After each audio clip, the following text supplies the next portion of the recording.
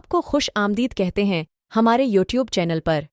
आज हम आपको एक अनोखी कहानी सुनाएंगे जिसमें नन्हे हाथी की सफ़र की दास्तान है।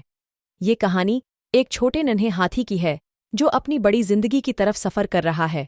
तो पेश है नन्हे हाथी की सफ़र।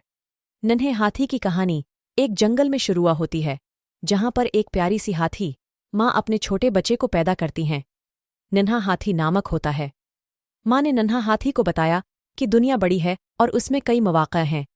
नन्हा हाथी की माँ ने उसे जंगल की तरफ दंडी करती हैं ताकि वो जंगल के कवानीन और मुख्तलिफ जानवरों को जान सके। नन्हा हाथी ने सीखा कि किस तरह इखाड़ खोदना होता है और किस तरह पानी पीना होता है। वो बड़ा शौक से सीखता है। एक दिन नन्हा हाथी जंगल में एक दोस्त बनाता है। वो दोस्त एक शेर का बच्चा होता है। दोनों ने मिलकर कई माजराओं को मंजर आम पर लाया। वो साथ में खेलते और एक दूसरे को सिखाते रहते हैं। एक दिन नन्हे हाथी को अपनी माँ की ख्वाहिश पूरी करने का फैसला करना पड़ता है। माँ की ख्वाहिश थी कि वो बड़ा होकर अपनी अपनी पहाड़ों को पर करके दुनिया की सैर करे। नन्हा हाथी ने अपनी माँ की ख्वाहिश को पूरा करने का हद किया। नन्हे हाथी अपने दोस्त शेर के साथ जंगल को छोड़कर रास्ते में निकलता है।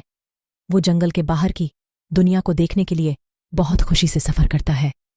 उनका सफ़र शुरू होता है। नन्हे हाथी और शेर के सफ़र की राह में कई माजराओं और खुशियां आती हैं। वो झलम ले नदियां पार करें और उनका साथी बंदर भी देखते हैं। वो अपने सफ़र की दास्तानों को यूट्यूब पर शेयर करते हैं। खरकार नन्हे हाथी अपनी माँ की ख्वाहिश को पूरा करता है। वो दुनिया की सैर करके वापस अपने जंगल में आता है।